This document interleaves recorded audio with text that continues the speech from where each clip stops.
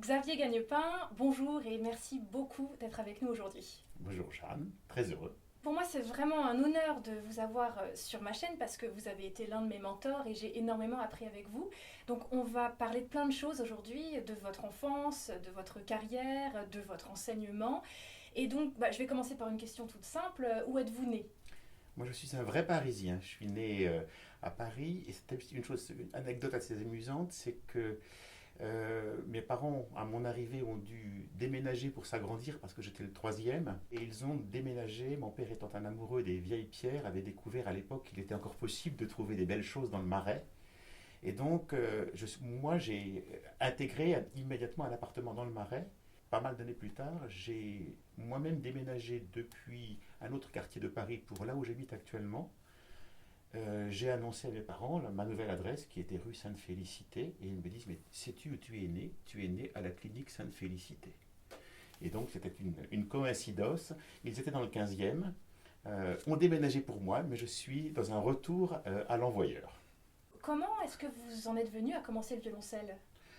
Alors j'ai commencé le violoncelle d'abord parce qu'il y avait de la musique dans ma famille. Mon père était musicologue.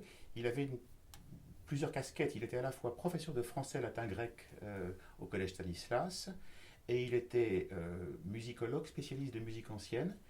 Et plus tard a eu un poste d'histoire de la musique ancienne au Conservatoire de Paris. Et puis une casquette encore plus surprenante, puisqu'il enseignait à la Sorbonne la paléographie musicale. Autrement dit, l'art de lire les écritures anciennes, les neumes, le grégorien, etc. Mon père avait un petit peu, je pense, par défi, dit mes enfants ne seront pas musiciens. Et évidemment, ça n'a pas raté, ça nous a donné envie probablement. En tout cas, mon frère avait commencé le violon, ma sœur le piano. Et moi, je fais partie de ces gens un peu étranges qui ont réclamé, quand j'avais 5 ans, d'aller au solfège. C'était mon rêve. Alors, je pense que c'était un petit peu de la jalousie de voir mon frère et ma sœur partir, mais en tout cas, j'ai réclamé le solfège. Or, je n'avais pas l'âge limite inférieure autorisé, donc j'ai dû avoir une dérogation pour commencer à 5 ans le solfège. Et j'ai commencé le violoncelle quelques mois plus tard, 6 mois plus tard. Alors pour revenir au solfège, il y a une jolie anecdote aussi qui est que euh, dès le début, il est apparu évident à mes professeurs que j'avais une oreille qui fonctionnait très rapidement, qui identifiait sans difficulté toutes les dictées musicales. Pour moi, ça n'a jamais été un problème. Du début jusqu'à ma médaille de solfège spécialisée à 12 ans au CNSM. Mais en revanche, pour un petit gamin de 5 ans, la théorie telle qu'elle était enseignée à l'époque était parfois un peu rude.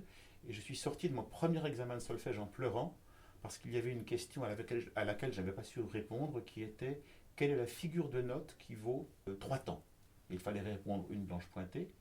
Mais moi je suis sorti en disant à ma mère je ne comprends pas, une note ça n'a pas de figure. Voilà. Donc ça c'est ma première relation au solfège, mais qui après s'est apaisée. Et donc j'ai commencé immédiatement après le violoncelle. Et même si très peu de temps après j'ai ajouté le piano, parce que c'était une espèce d'encouragement familial, le violoncelle est resté mon instrument principal. Et le choix du violoncelle, euh, là je crois que c'était aussi juste sur presque une envie enfantine liée au nom de l'instrument. Mes parents m'avaient dit tu pourrais faire du violon comme ton frère, du violon comme ta sœur, tu pourrais faire du violoncelle, vous pourriez faire un trio. Évidemment, le violoncelle, c'est un gros instrument, beaucoup trop gros pour toi, il te faudrait un quart de violoncelle. Et là, j'ai rêvé d'avoir un quart de violoncelle. C'est comme ça que je suis tombé dans la marmite. Donc, quel a été votre premier contact avec le violoncelle? Alors, dans les souvenirs qui m'ont marqué, il y a d'abord que vous savez qu'à l'époque, les euh, cours de violoncelle en conservatoire se faisaient, enfin les cours d'instruments dans le conservatoire utilisaient les écoles de la ville de Paris. Et je suis arrivé avec le petit bonhomme, avec le petit violoncelle, et il n'y avait pas d'équipement spécialisé, des chaises à la bonne hauteur pour moi. Et donc j'ai souvenir que le professeur de violoncelle, qui était Annie Cochet, était amené à renverser une de ces poubelles, ces corbeilles d'osier qu'il y avait, parce que c'était la bonne taille. Ça, c'est mon premier souvenir du violoncelle. Mais sinon, les très beaux souvenirs des premiers contacts que j'ai, sont dues au fait que le professeur de violon de mon frère a tout de suite vu qu'il pouvait euh, susciter un trio et il avait trouvé une partition avec des grosses notes, avec la partie de violoncelle la moins difficile possible. Et pour sa première audition, qui devait être quelques mois, 3, 4, 5 mois après mon début de violoncelle, il avait programmé un petit trio qui nous avait fait jouer, et dans lequel on disait à mon frère, avant de rentrer sur scène, tu penses aux croches de Xavier. Les croches, c'était pour moi une grosse aventure. Et je crois que ce professeur qui avait ce sens pédagogique de pousser les gens à fonctionner en musique de chambre avait compris déjà beaucoup de choses. Et ça m'a marqué parce que mes premiers pas au violoncelle, finalement, ça a presque été des pas de musique de chambre, de musique collective, et non pas d'apprentissage individuel. À partir de là, à quel âge avez-vous décidé d'en faire votre métier? Bah, à vrai dire, je n'ai jamais vraiment décidé. Ça s'est fait comme ça. C'est souvent d'ailleurs un principe de la vie qui est une espèce d'auto-évaluation par le rapport aux autres. On passe des concours, on se confronte aux autres, on voit qu'on s'y sent bien. Mes parents ont vu que j'atteignais des niveaux dans lesquels il fallait essayer de trouver une solution d'aménagement d'horaire. À Paris, le seul lycée à l'époque, c'était le lycée Racine qui aménageait les horaires pour les étudiants en musique. Et puis, étant à Racine, je me suis présenté au Conservatoire de Paris, j'y suis rentré. J'étais aussi rentré en classe d'écriture, en harmonie déjà. Et donc, je n'ai pas souvenir d'avoir dit je serai violoncelliste ou même je serai musicien. Ça s'est fait comme une espèce d'évidence.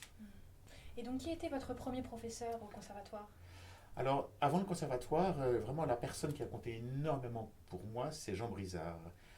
C'est la personne qui avait cette intuition incroyable. Il était professeur au Conservatoire de Boulogne. Et d'ailleurs, vous êtes actuellement assis sur la chaise, la magnifique chaise que Jean Brizard occupait quand il nous montrait l'exemple chez lui. Voilà. Et c'était un pédagogue qui avait beaucoup d'intuition et énormément de bienveillance. Il adorait jouer avec les élèves, il avait un très beau son, il adorait travailler son violoncelle, il se préoccupait vraiment du développement de ses élèves, et puis il avait, à une époque où les conservatoires n'avaient pas encore de dispositifs orchestraux à proposer aux élèves, lui faisait toujours des ensembles de violoncelle pour pousser les petits très rapidement à entendre des gens plus forts qu'eux, à jouer dans une polyphonie aussi. Et lui aussi a beaucoup compté pour la formation de mon oreille, je pense. Ça a été une personne très importante. Et puis après, au Conservatoire de Paris, je suis rentré chez Maurice Gendron. Et je fais partie des gens avec lesquels ça s'est vraiment bien passé. J'ai eu en face de moi quelqu'un que j'estimais énormément. C'était un véritable guide artistique, sans être un vrai pédagogue, parce que je ne pense pas que c'est quelqu'un qui avait beaucoup réfléchi à l'art d'enseigner ou à l'art d'expliquer, ou à l'art de résoudre des problèmes non résolus chez les étudiants. En revanche, il était un modèle de réflexion artistique et c'était un guide pour le goût et pour la culture. Lui était rentré très tôt dans un rapport de respect aussi pour moi parce qu'il aimait les gens qui avaient de la culture et qui s'intéressaient aux choses au-delà du violoncelle. Or, j'étais déjà élève en harmonie contrepoint. Et donc, il y avait un rapport qui était vraiment presque trop facile, parce qu'il aurait parfois pu être plus exigeant avec moi. Mais j'arrivais à lui faire gober parfois ma paresse. Oui, parce que moi je me souviens très bien dans un des cours que j'ai pris avec vous que vous me disiez moi je suis paresseux donc je cherche toujours le moyen le plus rapide d'arriver à mon objectif. Ah, ça reste absolument vrai. C'est-à-dire qu'en fait, j'ai horreur de devoir compter sur la répétition pour faire rentrer des choses. J'ai envie de résoudre des équations, et ça, on sera amené à en parler certainement plus tard. Pour moi, il y a quelque chose qui doit être du rapport à l'évidence. Et donc, même avec mes étudiants, j'aime bien faire en sorte de leur donner des clés qui leur permettent de ne pas travailler inutilement, mais de travailler toujours pour que les résultats nous permettent de faire d'autres choses à côté. Tout le temps inutile passé à travailler, tout le temps non productif est un temps qu'on n'utilise pas pour des choses dans lesquelles on pourrait être beaucoup plus productif. Pour revenir donc à vos études et à votre début de carrière, qu'est-ce que vous avez fait après le conservatoire? Alors, à mon époque, le Conservatoire de Paris n'offrait pas de troisième cycle en violoncelle. Il y a eu une époque où il y avait un troisième cycle en piano, en violon, mais pas en violoncelle. C'était encore un instrument secondaire. Donc j'ai cherché à étudier à l'étranger à l'époque. Et je me suis orienté vers l'université de Yale aux États-Unis. Et finalement, c'est une orientation qui s'est avérée à la fois intéressante et un peu décevante parce que je n'ai pas beaucoup accroché avec l'enseignement de Aldo Pariso qui était là-bas, euh, qui était presque trop antinomique du point de vue culturel avec Gendron. Et en tout cas, moi, je n'ai pas su passer au-delà de ce qui ne me convenait pas. Mais j'y ai fait des rencontres extraordinaires, notamment c'est là-bas que j'ai appris la direction d'orchestre avec Otto Werner Müller, qui était un des grands moments pour moi. Et donc j'ai passé 2 ans là-bas, puis j'ai passé un concours international quand j'étais là-bas, et à ma grande surprise, parce que j'y allais pour voir plus qu'autre chose, je l'ai remporté. C'était un concours au Brésil. Et ce concours international m'a ouvert de nouvelles portes, et notamment j'ai été invité au centre de Banff au Canada, dans l'Alberta, qui est une sorte un peu de style Villa Médicis pour interprètes. Chaque programme est un petit peu à la carte de chaque étudiant. On lui demande quel est son projet, et donc il y a des musiciens très divers, dont certains ont pour projet de passer des concours d'orchestre, d'autres de passer un concours international. Et dans mon cas, je souhaitais préparer le concours de Munich avec ma sœur, avec laquelle je jouais déjà assez régulièrement.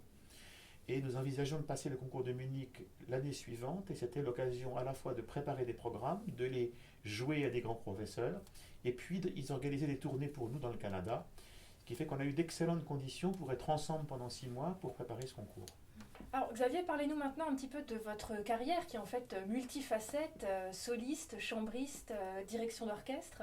Alors, elle a d'abord été quand même centrée sur le violoncelle, pour une raison assez simple, c'est que quand je suis rentré des États-Unis, je me suis posé la question de quelle carte je voulais développer.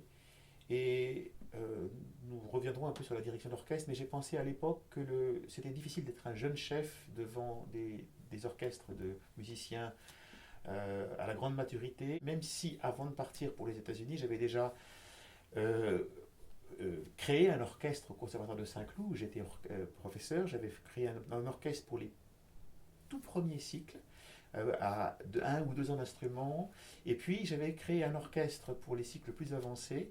Et pour avoir de la matière, j'avais proposé à l'époque, c'était un peu une révolution, d'ouvrir l'orchestre à tous les amateurs du coin. Donc j'avais tous les mercredis soirs des œuvres à travailler, l'inachevé de Schubert, Siegfried Idyll de Wagner. Enfin, on faisait du répertoire avec des gens, y compris des personnes qui s'étaient remis au violoncelle à la retraite après avoir abandonné dans leur jeunesse. C'était vraiment intéressant. Et donc, quand je suis parti pour les États-Unis, j'ai pensé que je devais me former. Et c'est là que j'ai rencontré Otto Werner Müller, mais j'étais quand même parti pour le violoncelle. Et donc quand je suis rentré, j'ai décidé que j'allais essayer de me faire connaître par tous les concerts en violoncelle. Et donc j'ai eu le bonheur de pouvoir être invité avec quelques grands orchestres et de faire pas mal de concerts en soliste. J'ai aussi, puisque j'avais gagné ce prix avec ma sœur à Munich, j'ai aussi eu beaucoup de possibilités en duo. D'ailleurs, presque au même moment, j'ai enregistré mon premier disque violoncelle-piano avec ma sœur de musique française. C'est à ce moment-là que le Quatuor Rosamonde perdait son violoncelliste et m'ont demandé si je voulais bien le faire. Et au début, j'ai refusé en disant écoutez, non, j'ai vraiment beaucoup trop de choses. Et ils m'ont dit mais tu veux pas venir juste comme ça pour une lecture, ce qui était le piège. Ils sont arrivés avec des œuvres qu'ils connaissaient super bien. Moi, j'avais grand plaisir à lire. J'avais fait du quatuor intensément quand j'étais aux États-Unis aussi, donc j'avais un bagage de quartettiste. Et donc, du coup, me voilà parti pour une aventure qui dure depuis plus de 40 ans. Pour ce qui revient à la direction d'orchestre, en fait, euh, j'avais conscience qu'il fallait garder ce rapport à la direction d'orchestre. Donc, quand j'ai été nommé au Conservatoire de Boulogne, j'ai choisi de garder les heures de direction que j'avais à Saint-Cloud. Donc cet orchestre de grands amateurs, je continuais à l'assurer. C'est à ce moment-là que le directeur de Boulogne, qui était au courant de ce que je faisais à Saint-Cloud, s'est rendu compte que, plutôt à valider un diagnostic que je faisais sur l'insuffisance de formation en matière rythmique chez les cordes. Je lui disais toujours, la faille chez les instruments à vent à l'orchestre, chez les premier, deuxième cycle, la faille, c'est l'intonation à part chez les trombonistes qui font leur propre intonation. Et chez les cordes, en fait, on se préoccupe de posture, de son, euh, euh, de justesse énormément. Et souvent, le parent pauvre, c'est le rythme. Et donc, c'était un de mes combats. Et donc, je lui disais cela. Et le directeur de Boulogne m'a dit, mais j'ai dirigé l'orchestre. Vous avez raison, chez les violoncellistes, c'est un peu meilleur que chez les autres. Mais quand même, il y a vraiment des problèmes de rythme chez les cordes. Vous devriez faire quelque chose. Vous devriez monter un orchestre. Vous prenez les meilleurs, vous montez une série, on fait jouer des concertos à des collègues. Et vous avez votre orchestre à cordes comme ça. Et moi, je lui ai répondu, écoutez, je suis prêt à faire quelque chose, mais pas tout à fait dans les conditions que vous me proposez. Vous me dites, il y a des problèmes chez les cordes, vous prenez les meilleurs. C'est pas tout à fait logique. Si c'est un acte pédagogique, peut-être qu'il me dit, vous voulez prendre les plus mauvais. Je lui ai dit, bah, pas forcément, mais peut-être on peut envisager de prendre les volontaires, ceux qui ont envie de progresser. Et il m'a dit, écoutez, j'y crois pas parce que, vous savez, d'une semaine à l'autre, ils oublient tout. En plus, les volontaires, déjà pour l'orchestre obligatoire, on a du mal à recruter. Mais finalement, dès la première année, ça a été un succès qui ne s'est jamais démenti. C'est une série qui, à Boulogne, continue aujourd'hui, maintenant dans le cadre du pôle supérieur, où nous montons des programmes absolument magnifiques. Donc j'essaie aussi de faire un travail à la fois de pédagogue, de chef d'orchestre qui pousse très loin l'exigence tout en étant aussi bienveillant que je le peux. J'ai aussi le privilège, par exemple, chaque année maintenant, depuis, ça fait la 6e année cette année que je vais être invité, pour aller diriger chaque fois un programme autour d'une nouvelle symphonie de Beethoven avec un orchestre du côté de Valence en Espagne. Et donc c'est toujours très agréable quand un orchestre vous réinvite, ça veut dire qu'ils y ont trouvé leur compte. Bien sûr. Voilà. Et moi, en tout cas, c'est une position où je me sens à ma place. Dans toute votre carrière, est-ce que vous avez travaillé avec un compositeur qui vous a vraiment marqué? Alors, j'ai travaillé avec beaucoup de compositeurs. L'année dernière, d'ailleurs, c'est Ton Tatiette qui avait écrit une petite œuvre pour le festival de Beauvais que j'ai créé. Et cette œuvre est en hommage à Henri Dutilleux et qui est certainement la personnalité qui m'a le plus marqué. C'est une personnalité qui est très proche du Quatuor Rosamonde et qui l'était avant même que je rentre dans le Quatuor Rosamonde, puisqu'ils avaient à l'époque été parmi les premiers à jouer Ainsi la nuit, le Quatuor, dans la préparation d'un concours, le concours d'Évian, et avait été guidé pour cela par Parénin, du Quatuor Parénin, qui était leur professeur et qui était très proche de Dutilleux. Le Quatuor Parénin a fait l'avant-première parisienne, c'est-à-dire que l'œuvre a été créée par le Quatuor Juilliard, pour lequel c'était une commande, mais il a en avant-première été appris par le Quatuor Parénin et joué à Paris. Et donc, ils avaient toute une après-midi rencontré Henri Dutilleux, et moi, quand je suis rentré dans le Quatuor Rosamonde, ça me faisait rêver cette proximité qu'ils avaient eue avec Dutilleux, mais qu'ils n'avaient pas revu. Et puis, les circonstances m'ont amené, moi, à être invité par Davy Herly à faire un concert. Il m'a demandé si je jouais les 3 strophes de Dutilleux, et je lui ai dit, mais bien sûr. Il me dit, ça serait bien que tu joues ça, et donc j'avais préparé, on devait faire un concert de musique française qui s'est terminé par le trio de Ravel. Et une semaine avant le concert, alors que nous répétions, il me dit, tu sais que Dutilleux sera là au concert? Alors là, ça fait battre le cœur. Et alors il me dit, ce serait bien que tu ailles lui jouer.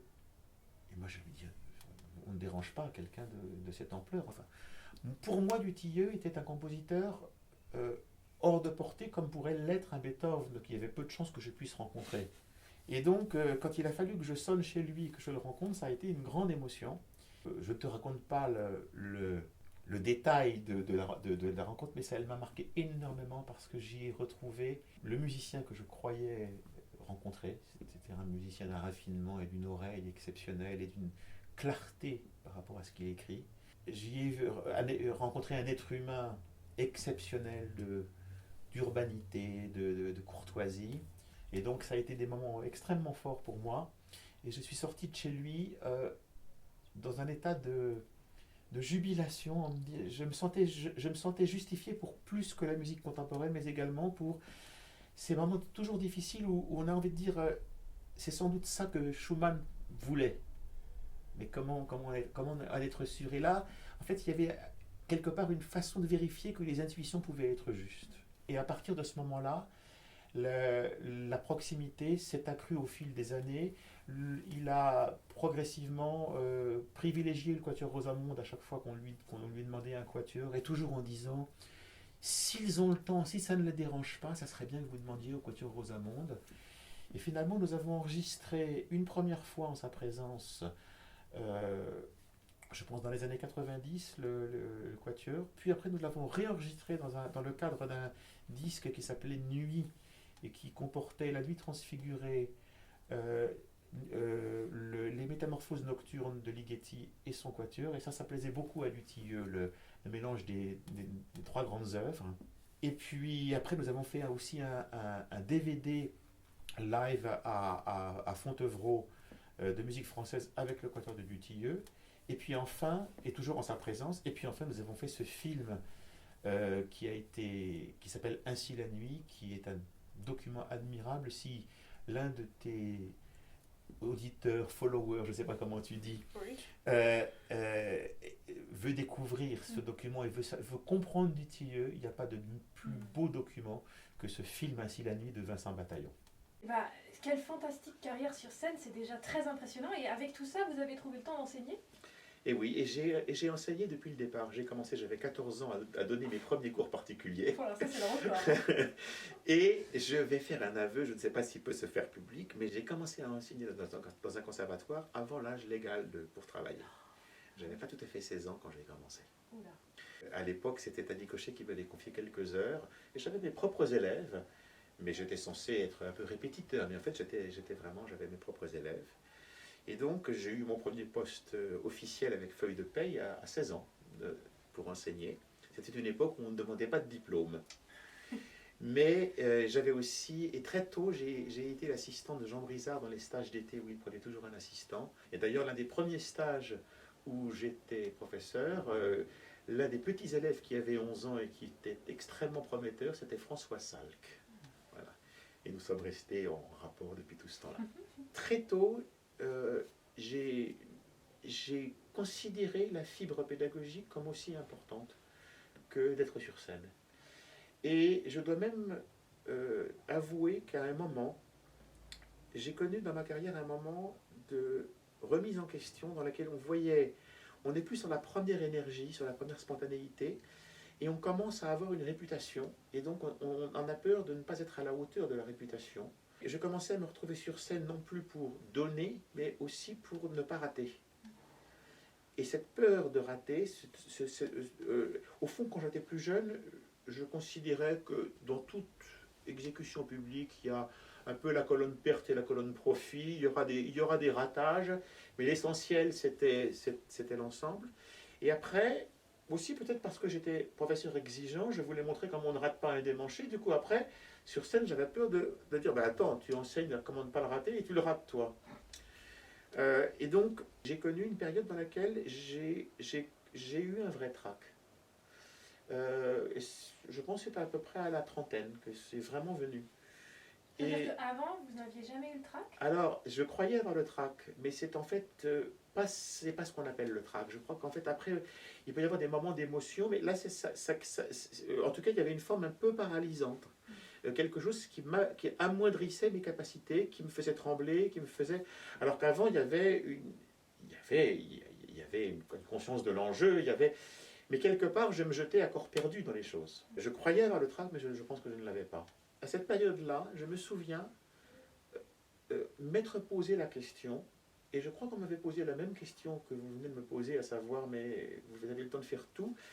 Qu'est-ce que vous préférez? Vous préférez enseigner ou vous préférez jouer? Et je crois qu'à la réponse, j'avais dit, écoutez, les deux me sont indispensables, mais si je devais abandonner l'un, je préférerais abandonner la scène plutôt que l'enseignement. Et pour une raison simple, c'est que la scène pouvait engendrer pour moi des frustrations. Imaginez que par exemple, la plus belle phrase du concerto de Schumann, je m'y investis tellement que ce soit justement celle-là que je loupe. On passe tellement de temps à chercher quelle est la bonne articulation et le public va recevoir ça de façon beaucoup plus globale. Alors, on a l'impression qu'avec un élève, le partage est plus profond. Il y a la possibilité de, si on loupe, remontrer une seconde fois. Il y a un aller-retour plus direct. Et puis, il y avait ce problème de l'angoisse en moins. Moi, parfois, je me retrouvais dans cette époque-là, à 20 heures, en me disant il y a beaucoup d'autres métiers que je pourrais faire et je serais à l'heure de rentrer chez moi et de mettre mes pantoufles. Et là, maintenant, je suis dans le moment où le cœur se met à battre. Et puis, si tu me reposais la question aujourd'hui, la réponse serait les deux me sont indispensables. Point. J'ai retrouvé le bonheur d'être sur scène. Je l'ai retrouvé très, très profondément. D'ailleurs, je pense beaucoup grâce à la direction d'orchestre. Comment se faisait-il que j'avais encore des moments d'angoisse sur scène, des moments de trac, alors que quand je dirige, j'ai l'impression de ne pas avoir le temps d'avoir le trac. Et je me suis fait la réflexion que ça venait probablement du fait que quand je dirige, en général je dirige par cœur, même si je garde la partition devant mon nez, mais je la tourne ou je ne la tourne pas. J'apprends donc tout extrêmement profondément, je connais par cœur 100% de la partition. Et surtout, je me projette toujours dans l'avenir, puisque un chef d'orchestre ne dirige pas l'orchestre en train de jouer, il dirige l'orchestre virtuel qui est dans son oreille. Il dirige une sorte de CD intérieur dans lequel l'oreille entend la musique qu'il construit. Dans un deuxième temps, ça se transmet à son bras. Et dans un troisième temps, l'orchestre rebondit sur la musique que le chef se chante. Et donc ce décalage, le fait de devoir être tout le temps dans le discours à venir et non pas dans le discours présent, provoque une espèce de plaisir incroyable puisqu'on est dans la musique qu'on n'a pas encore abîmée. Donc on voit la musique à l'état pur. On est tout le temps à 100% dans le discours à venir. Il reste 0% pour le track. Et je me suis fait la réflexion que c'est ce qui se passait chez moi de plus en plus en quatuor à cordes, quand j'ai retrouvé le plaisir de penser la musique, qui n'est pas forcément celle que je joue moi, mais celle que jouent mes partenaires. En général, le violoncelliste ne se chante pas toujours ses propres notes, mais il se chante la mélodie qui l'accompagne. Et donc, le fait de m'être reprojeté dans la musique à venir et dans cette idée d'être dans un acte de nouvelle création, nouvelle spontanéité. La partition est digérée, donc on peut la manipuler sans la détériorer. Et donc c'est pour ça que deux concerts ne sont pas pareils, parce qu'on est à 100% dans la nouvelle création, sans volonté de changer, mais parce que aujourd'hui est un autre jour et telle phrase vient après une autre. Le rapport à l'enseignement a été pour moi l'école de la recherche personnelle. Je pense que j'ai beaucoup progressé dans mon jeu de violoncelle en devant aider d'autres à résoudre des questions sur lesquelles je n'avais pas eu vraiment à réfléchir. Mais c'est dommage. Parce qu'en réfléchissant sur le vibrato d'un autre, on peut se mettre à changer son propre vibrato aussi. Et puis, j'ai eu le privilège d'enseigner à des gens qui atteignent très vite des très hauts niveaux. Et comme j'ai souvent gardé contact avec des anciens élèves, quand ils revenaient me jouer des choses, je me rendais parfois compte qu'ils avaient un son plus riche que le mien. Donc ça me poussait tout le temps à être dans cette quête permanente de l'amélioration. Et donc, je me suis toujours intéressé à l'idée d'accélérer le chemin de quelqu'un qui fonctionne bien, de faire tomber des obstacles pour des gens qui se heurtent à des murs. J'adore résoudre des équations pour leur montrer que pour peu qu'ils ont la passion, l'envie et l'intelligence et la discipline, beaucoup de murs peuvent tomber. Et donc pour moi, c'est quelque part, tous les profils d'étudiants sont une richesse, pour peu qu'il y ait vraiment du désir. Le rôle d'un professeur, c'est d'arriver à jouer une sorte de rôle de scanner, quelque part. J'aime bien comprendre le cheminement dans le cerveau de mes étudiants qui les conduisent à ce qu'ils font, que ce soit sur un plan physiologique, que ce soit sur un plan auditif.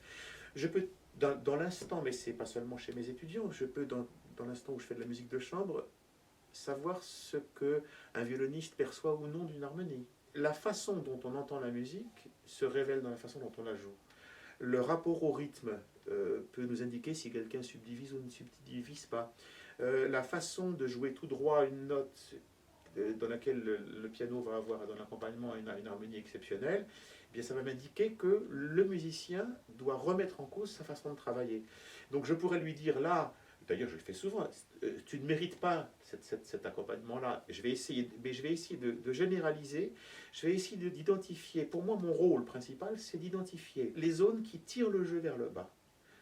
Je le fais d'ailleurs beaucoup en masterclass, quand j'écoute un étudiant, je me donne toujours une règle, je ne le connais pas, et je commence toujours par essayer de faire une espèce de bilan positif, en me disant quelles sont les choses que je trouve supérieures aux autres dans son jeu.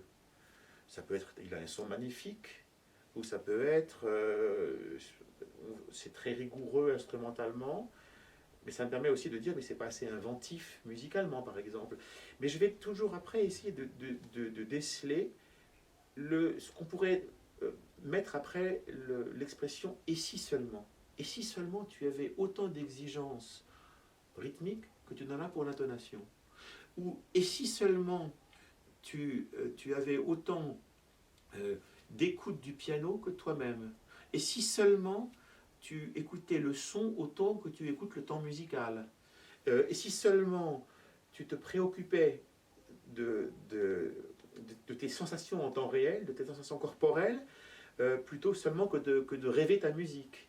Voilà. Et donc en fait l'idée c'est d'arriver à déceler à chaque fois les zones qui échappent à la conscience de l'interprète au point que ça tire son jeu vers le bas.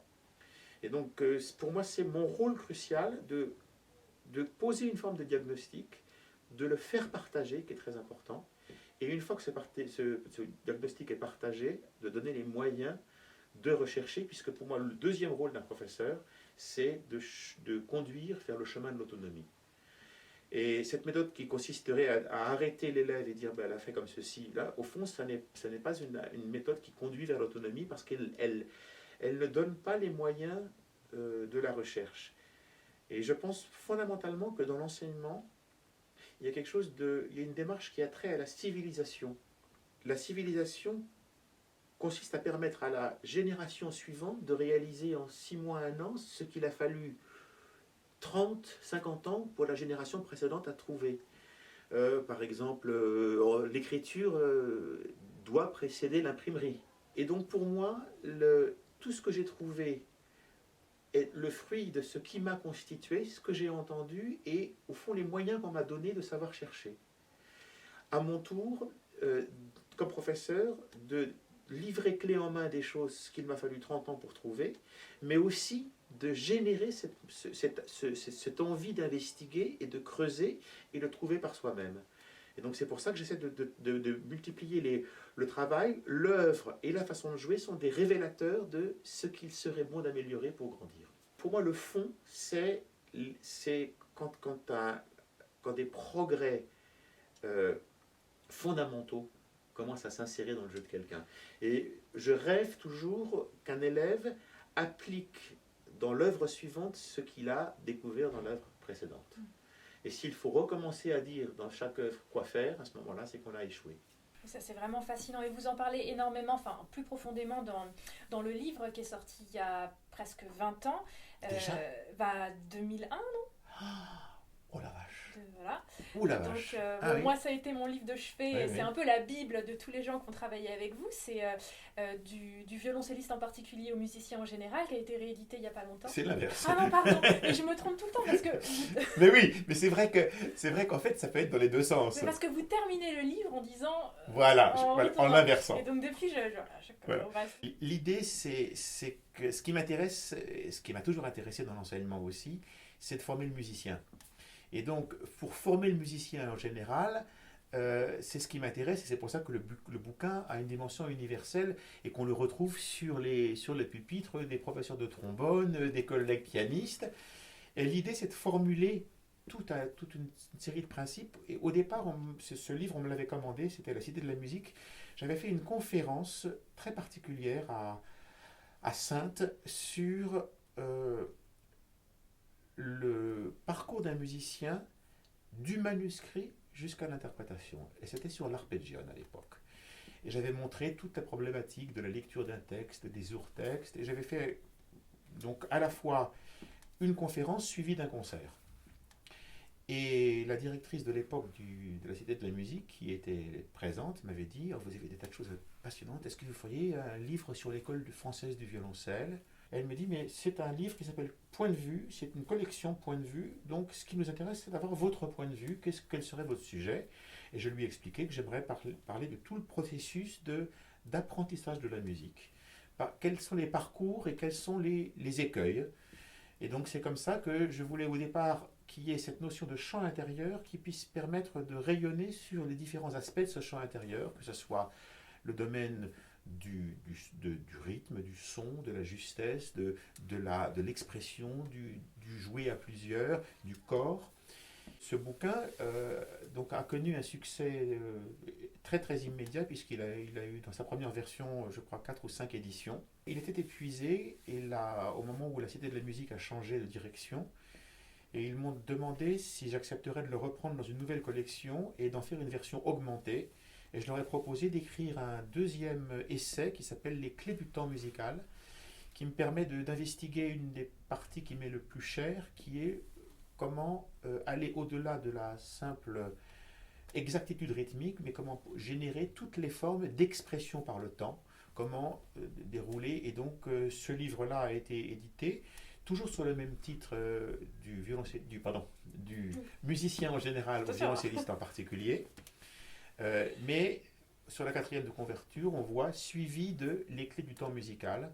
Et là, j'aborde un petit peu toutes les questions de la gestion du temps, soit sur le paramètre de la forme, soit de la phrase, soit de la mesure, soit toutes les déclinaisons possibles de la notion de rubato, au fond. Et cette fois-ci, au lieu de partir des principes, je pars d'œuvres musicales qui me servent à illustrer toutes les différentes problématiques. Et dans ce livre, moi, l'une des choses qui m'a énormément marqué, c'est que vous dites clairement que le don n'existe pas vraiment, ou alors seulement dans le cadre d'être doué d'eux, c'est-à-dire d'avoir reçu. Et donc, on ne peut pas dire à quelqu'un, bah non, tu n'as pas de rythme, ou alors tu joues faux, tu es trop vieux pour apprendre le violoncelle. Il y a vraiment une humilité de pouvoir accepter n'importe qui pour commencer le violoncelle. Alors c'est vraiment ça, c'est-à-dire qu'en fait, on ne peut pas dénier la notion de prédisposition, c'est-à-dire qu'il y a des choses qui sont plus faciles pour certaines que pour d'autres, mais c'est vrai au tennis, c'est vrai pour la course à pied. Mais je ne m'intéresse pas à savoir le pourquoi, je reçois quelqu'un dans un état donné et j'essaie de voir les outils qui lui manquent. Quelqu'un qui a reçu des outils d'une aisance rythmique, mon devoir n'est de ne pas m'arrêter là, mais de les aider à les employer pour aller plus loin, de ne pas se contenter d'un rythme correct, mais donc de développer quelqu'un qui manque de sens rythmique, qui ne souffre pas d'une arythmie, de ne pas comprendre que les autres ne sont pas à l'aise avec votre propre rythme, eh bien je considère que c'est de mon devoir de lui donner, hein, c'est le même finalement radical, le mot don, et souvent, quand on dit de quelqu'un il n'est pas doué, c'est pour énoncer un constat d'échec et aussi pour s'en laver les mains. Il n'est pas doué, qu'est-ce que je peux faire? En revanche, quand on dit il n'a pas reçu encore de don en matière de justesse, ben, je dois éduquer son oreille pour lui donner ce que son oreille ne lui a pas spontanément indiqué. Et en fait, mon expérience, c'est que presque tous ces murs-là peuvent tomber pour peu que ça soit fait avec méthode et bienveillance.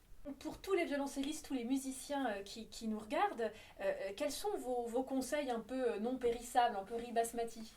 Alors, il y en a un, c'est un cheval de bataille pour moi, qui est dès l'instant où on va jouer quelque chose qui va concerner plusieurs instruments, de faire un travail, si possible, sur le conducteur. C'est-à-dire d'avoir sous les yeux toutes les partitions. Quand on travaille tout seul, c'est là qu'on a le plus besoin de l'information des voix des autres. Alors au début, peut-être on aura du mal à entendre tout ce qu'on lit, mais plus on le fera, plus ça viendra. Un pianiste trouverait très curieux de jouer un quintet et de n'avoir sous le nez que sa propre voix. En fait, la seule raison pour laquelle les partitions individuelles ont été inventées, c'est pour pouvoir ne pas être dérangé en public avec la question des tournes. C'est juste pour ça. Le pianiste peut arriver à le faire en jouant, mais au violoncelle, c'est malheureusement, il nous faut du temps. Au moment de l'apprentissage d'une partition, Si par exemple quelqu'un veut apprendre une œuvre qui est enregistrée, au lieu de suivre en écoutant le disque sur la partition de violoncelle, il faut prendre la partition de piano et repérer d'où viennent les beautés, pour qu'à chaque fois qu'on ne jouera qu'une voix, on se mette à entendre la voix des autres. Il est très facile, il y a quand même beaucoup de gens, de musiciens euh, autodidactes, qui prennent une guitare et qui chantent par-dessus une guitare. Pourquoi ne pas le faire systématiquement au violoncelle? D'essayer de jouer les basses simples d'un piano et de développer cet art de pensée polyphonique, surtout que nous jouons d'un instrument qui est monodique. Donc ça serait vraiment, je crois, un conseil qui est assez universel. Puis l'autre conseil que je donnerais, c'est de ne pas travailler dans l'optique de survivre à une difficulté. Une expression que je déteste, c'est quand un musicien vous dit là, mon trait, ça passe. Autrement dit, je sais que je ne suis pas très fier, mais j'espère qu'on ne l'entend pas trop. Pour moi, l'idée, c'est de faire en sorte que chaque difficulté qu'on rencontre, on la voit comme une équation à résoudre qui servira au reste. Je dis souvent à mes étudiants ce que j'ai découvert moi-même sur le tard, c'est que travailler, ça n'est pas se débrouiller pour que la phrase en question se déroule tant bien que mal, mais qu'elle nous révèle toutes les choses dans lesquelles on n'est en général pas à l'aise, et qu'en travaillant cette phrase-là, en travaillant une phrase de Shostakovich, on est aussi en train de travailler la sixième suite de Bach ou le concerto de Dvorak. En fait, que finalement, chaque difficulté qu'on rencontre soit considérée comme une équation qui, si elle est résolue, ajoute un élément de patrimoine instrumental et technique. Autrement dit, à chaque fois que on ne contourne pas une difficulté, mais qu'on l'affronte, et qu'on l'affronte, qu'on la remet en perspective dans l'idée que, par exemple, on travaille une double corde. Si on considère que les doigts qui jouent la double corde, les autres doigts peuvent se retrouver dans des positions qui sont très très lointaines des notes qu'ils pourraient avoir à jouer dans d'autres circonstances. Donc si on veut transformer cette patinoire qui est une touche en clavier, eh bien autant se préoccuper aussi des autres notes, celles qu'on n'aura pas à jouer. Oui. C'est pour la posture, mais c'est vrai de tout phénomène. S'il y a par exemple une zone où on n'est pas très à l'aise pour vibrer, une sixième position parce qu'on a le pouce derrière, eh bien ça n'est pas en toussant très fort à ce moment-là pour ne pas se rendre compte de la difficulté qu'on va résoudre l'équation.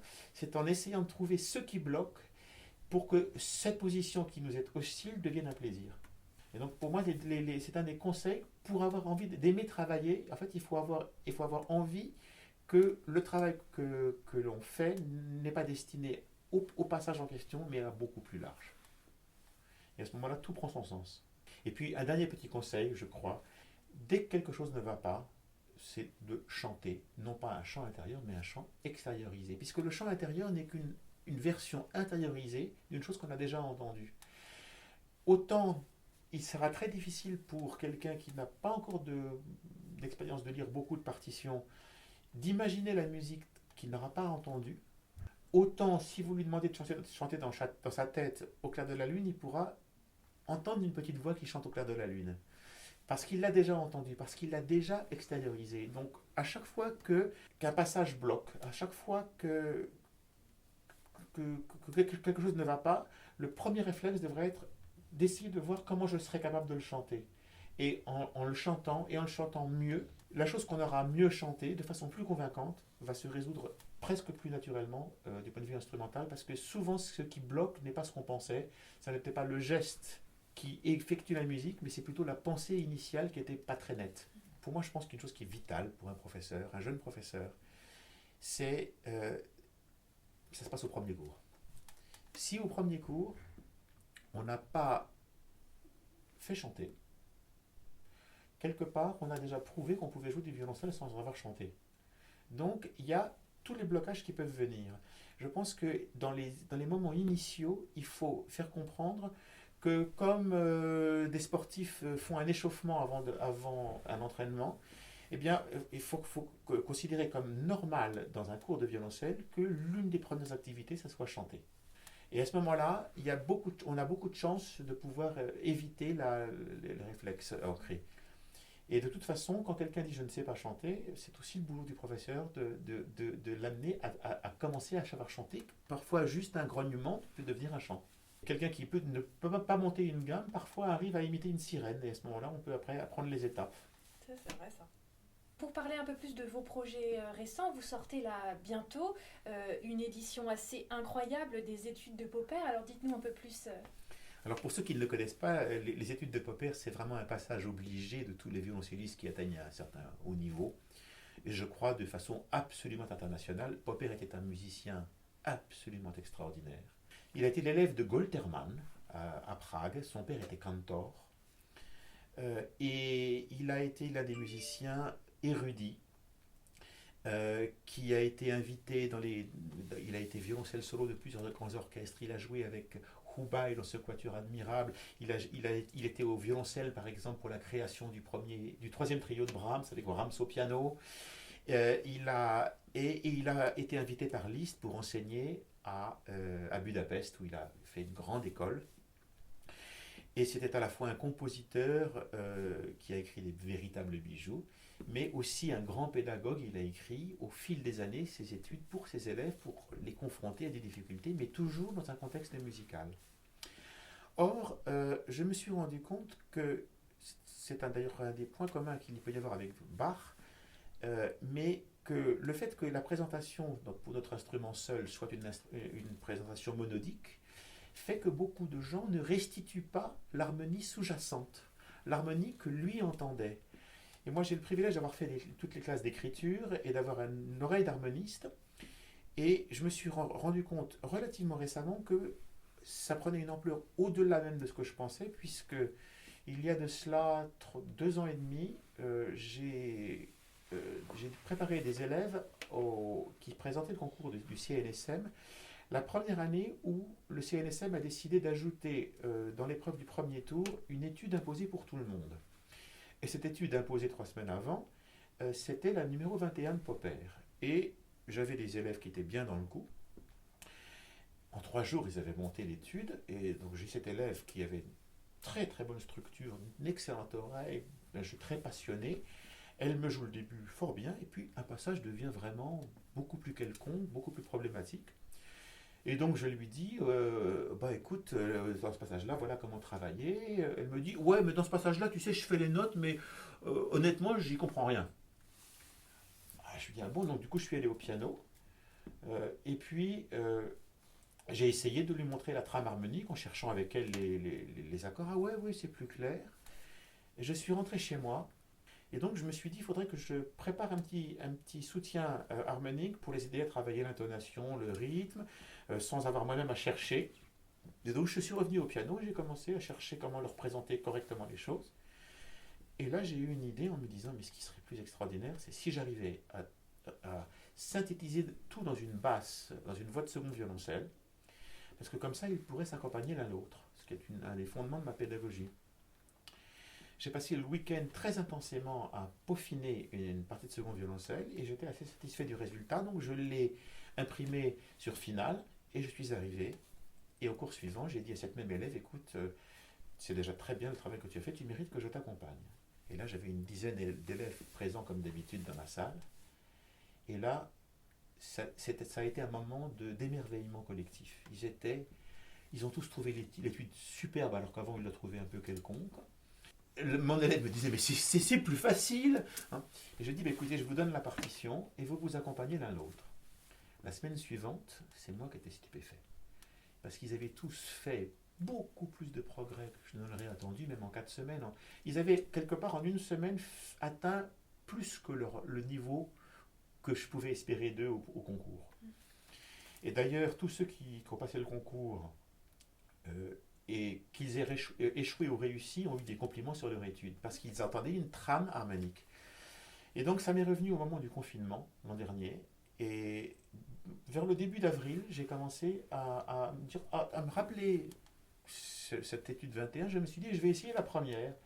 Et là, l'idée d'un contre-champ m'est venue assez naturellement, et j'ai pas eu beaucoup de mal, et je me suis dit, allez, demain je fais la deuxième. Et puis là, je suis rentré dans un cycle, alors parfois j'ai eu beaucoup de mal à trouver sur quel fil tirer, comment agencer les choses, sur quel dialogue faire avec la voix, pour ne jamais emmener l'étude là où elle ne va pas, pour éclairer tout le chemin harmonique sans imposer quoi que ce soit, pour que ça soit une voix qui reste au second plan malgré tout, mais qu'elle soit orchestrée de façon très satisfaisante pour que ça fasse un joli duo quand même à l'arrivée. Et donc, quand j'ai commencé à faire entendre les petits audios à plusieurs amis, à l'époque, Philippe Muller était confiné à New York, donc je lui ai envoyé des petits audios, il était complètement émerveillé.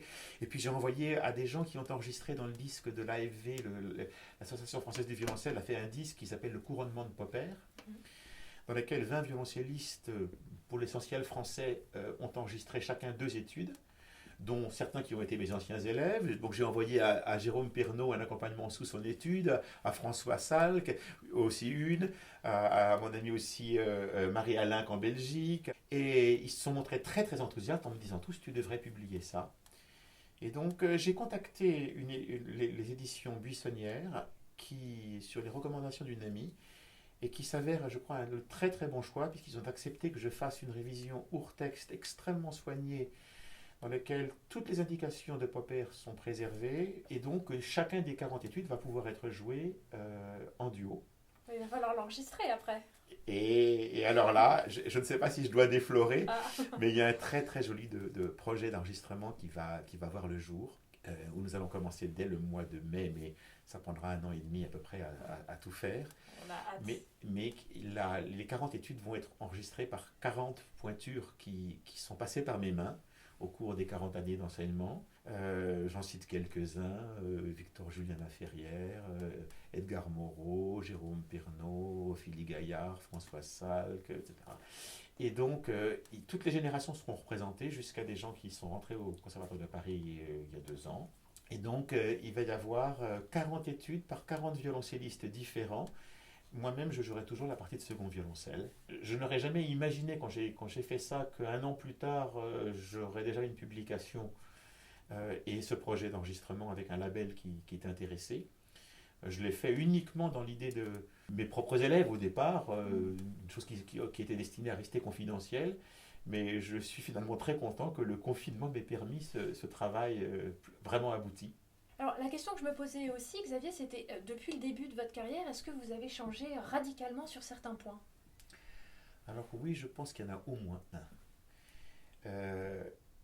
Sans abandonner mes amours de jeunesse, que sont à la fois l'harmonie, le temps musical, il y a un moment où j'ai considéré le violoncelle comme une sorte de chose un peu à négliger. Le violoncelle et le corps du violoncelliste, et ce que j'aimais c'était la musique en soi, c'est-à-dire moi-même étant à la fois violoncelliste, pianiste, chef d'orchestre, j'ai fait de l'orgue également, je rêvais d'une musique qui dépasse l'instrument en niant quelque part l'instrument, je voulais l'oublier. Et donc je n'avais pas d'amour du son du violoncelle, je n'avais pas d'amour du vibrato. Je n'avais pas d'amour. J'aimais bien la chorégraphie instrumentale, c'est-à-dire avoir l'air d'être à l'aise, mais pas ce rapport sensuel de la véritable aisance, de la connivence instrumentale. Je mettais un petit peu en, en- au summum de la finesse, l'élégance, et beaucoup moins la matière, le grain de son. Et de ce point de vue-là, j'avais aussi une amie qui me critiquait toujours sur mon vibrato de jeunesse. Elle le trouvait trop rapide. Je lui ai déjà posé à mes professeurs la question, il n'est pas bien mon vibrato? Elle me si, il est très bien, bon. Et puis un jour, j'ai compris que, en fait, je n'étais pas capable de créer cet équilibre entre les 2 mains qui donnait à droite le timbre, la matière, et à gauche cette espèce de résonateur, d'amplificateur qu'est le vibrato. Et donc, ça, doublé du moment où j'ai commencé à rencontrer des gens dans la sphère de la kiné, en fait, hein, tout ce qui est la physiothérapie. Et je me suis intéressé un tout petit peu aussi au cheminement pour ne pas brusquer le corps, pour ne pas arracher à l'instrument les choses, et pour les faire venir par une posture qui est profondément saine. Aussi, dans l'enseignement, ça m'intéressait de ne pas donner des conseils juste intuitifs à mes élèves, comme on le fait souvent, mais de pouvoir m'appuyer sur des données, des connaissances scientifiques sur les processus musculaires, les processus, les chaînes. Et donc, je peux dire que du point de vue du départ de la chaîne de production du son jusqu'à la réalisation du son, je pense que c'est dans le domaine du son que j'ai vraiment changé mon fusil d'épaule. On parle souvent, quand on parle de l'enseignement du violoncelle, on parle souvent de la notion d'école. Est-ce que tu es plutôt de l'école d'un tel, de l'école d'un tel? Est-ce qu'il y a une école du violoncelle gagne-pain? Et je me rends compte de plus en plus aujourd'hui que c'est une erreur de penser comme ça, parce qu'au fond, on pourrait imaginer, prenons une époque bénie du violoncelle, où il y avait justement cette notion d'école. Si on aimait Gendron, on n'aimait pas Navarra. Et si on aimait Navarra, on n'aimait pas Tortelier, et pas Fournier. Et imaginons que quelqu'un soit capable d'opérer une synthèse de la finesse et l'élégance de Gendron, du sens de la matière et du volume sonore d'un Navarra, de l'engagement artistique et de l'appropriation d'un Tortelier, et de la noblesse et de la diction d'un Fournier. Ça serait un merveilleux musicien. Et donc en fait, je me suis rendu compte que le danger, les personnes qui ne changent pas, ce sont les gens qui poursuivent une seule et même obsession toute leur vie. Et que souvent l'art de progresser, ça revient à ce que je vous disais sur la question de l'enseignement, qu'il s'agit de voir les zones faibles, les zones qui tirent vers le bas. Et en fait, souvent, on a tous tendance, c'est presque dans la nature humaine, on a tous tendance à travailler le plus ce qu'on fait déjà le mieux. Vous connaissez peut-être cette citation de Coluche sur l'intelligence, où qui dit que l'homme, quoi qu'il en soit pourvu, trouve qu'il en a toujours assez, vu que c'est avec ça qu'il juge de son intelligence. C'est la même chose en matière de musique. Avec quoi juge-t-on de son propre son, si ce n'est son oreille? Donc si on n'éduque pas son oreille à entendre ce qui ne va pas dans son son, avec quoi juge-t-on de son propre rythme, si ce n'est avec son propre sens rythmique?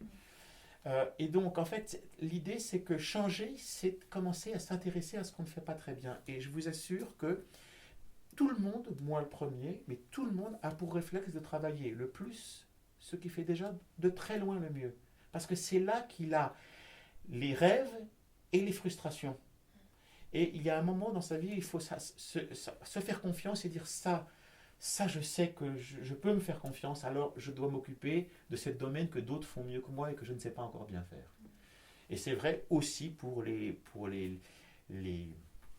questions de l'expression et tout ça. Si on savait avoir le son de l'un et de l'autre, alors on peut vraiment choisir. Êtes-vous tenté de consulter les manuscrits, les premières éditions pour corriger les partitions? Alors tenter, plus que tenter, je le fais presque systématiquement, mais je voudrais mettre en garde tout le monde sur des erreurs à ne pas commettre. Et c'est des erreurs qui se retrouvent de plus en plus dans des mauvaises éditions Urtext. Vous savez que Urtext veut dire texte original. Mais la question c'est de savoir quelle est la source la plus originale. Il y a des compositeurs. Vous prenez l'arpeggione. Schubert n'a jamais vu sa partition éditée. Elle a été éditée qu'après sa mort. On a une seule et même source. Et pourtant, déjà entre deux Urtextes, celle de Henley et celle de Berenreiter, à une époque où ces deux éditions étaient extrêmement fiables, ces deux éditions ont 320 divergences, que je les ai comptées une à une. Voilà. Aujourd'hui, il y a souvent des gens qui font un travail beaucoup plus sommaire et qui remontent à la mauvaise source. Chez Beethoven, le manuscrit n'est pas toujours la bonne source. Parce qu'il y a de nombreux allers-retours entre lui, le graveur, l'éditeur, et il fait des corrections. Janáček est un cas typique dans lequel les premières sources, ou Mendelssohn, sont des sources provisoires. Donc il faut savoir à quelle source remonter. Et même quand on remonte à la bonne source, prenons les manuscrits des suites de Bach. Admettons qu'il n'y aurait qu'un seul manuscrit, celui de sa femme. On ne sait pas dans quelles conditions elle était amenée à copier. Peut-être devait-elle faire plusieurs tâches à la fois, revenait au manuscrit. Elle a même sauté parfois un temps. Dans la 5e suite, par exemple. Elle a pu commettre des erreurs. Mais Bach lui-même peut avoir oublié une altération parce qu'il est dans un contexte de la majeure. Il oublie qu'il a à la clé, il n'y a pas le sol dièse, par exemple. Donc les erreurs, elles peuvent venir de là. Mais quand on recopie une liaison, il n'est pas facile de la lire, il n'est pas facile de s'arrêter exactement à la bonne note. Et donc, par exemple, quand on confronte des manuscrits existants de Bach à des copies existantes du même manuscrit par Anna Magdalena, on voit des divergences, notamment sur la longueur des liaisons. Et donc, la question, c'est que savoir remonter à un manuscrit est une démarche d'expert. C'est-à-dire qu'en fait, c'est pas parce qu'on voit que sur le manuscrit c'est ainsi qu'il faut se dire que l'édition a tort. L'erreur à ne pas commettre, c'est de se réfugier sur une source en se disant, puisque c'est le manuscrit, c'est la vérité. Le manuscrit se lit avec des pincettes. C'est une démarche qui est extrêmement valide, mais qui ne peut pas s'arrêter à un présupposé. Il faut connaître l'histoire, le positionnement du manuscrit, et au fond, savoir que même un manuscrit est susceptible d'avoir des choses corrigées par un auteur lui-même. Même, on citait du Tilleux, entre la première et la deuxième édition, il a fait des corrections. Parce qu'on fait tout le temps des remaniements des choses. Donc le manuscrit est une source de départ, mais elle n'est pas un état d'achèvement, et en tout cas pas de la même façon chez tous les auteurs. Eh ben, merci Xavier, parce qu'on a appris plein de choses. Ça a été vraiment très intéressant d'échanger avec vous autour du violoncelle, de votre carrière, de vos projets. Donc un grand merci d'être venu sur cette chaîne. Et merci d'être venu jusqu'à chez moi pour tourner. Oui, c'est vrai que... Ça vous a permis d'avoir l'honneur de la chaise de Jean Brizard. La chaise de Jean Brizard, ça je m'en souviendrai. Et dans lequel, en général, mes étudiants s'asseyent, et donc parmi les noms que j'ai cités dans l'interview, beaucoup ont posé leur auguste derrière sur cette chaise. Sur ce, eh ben, on va se quitter ici. Donc merci et puis à très bientôt pour de nouveaux projets. Et moi, je souhaite un long avenir à votre aventure. Merci. Et beaucoup de passion chez tous les musiciens et violoncellistes qui regardent cette chaîne. Merci Xavier. Ciao à tous.